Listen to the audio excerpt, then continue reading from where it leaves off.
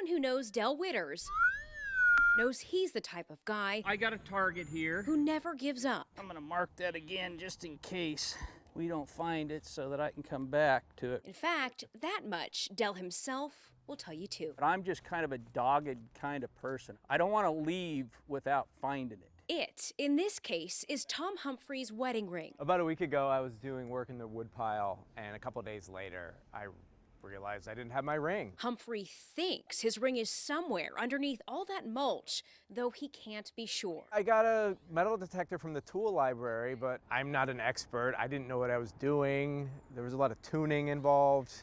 I didn't find it. He just about gave up until he heard about Del from a friend. I thought if it was out here, he would find it. Del is part of a worldwide network of metal detecting specialists called the Ring Finders, I became a member of Ring Finders in 2014. a job the retired military vet takes quite seriously. He accepts missions from all across the Pacific Northwest. I mean, all of them stick with me. I could tell you the stories.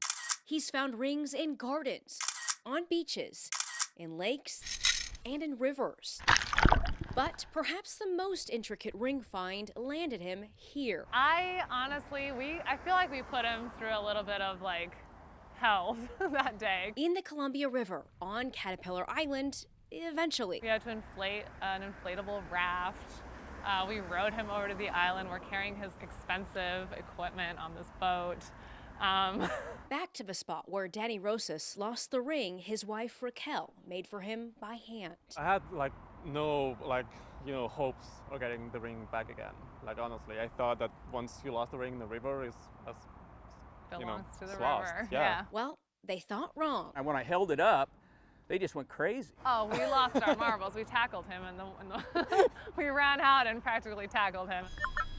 It's these success stories Tom Humphrey is banking on. If he could pull a ring out of the ocean, he could maybe pull it out of my woodpile, a bunch of wood chips.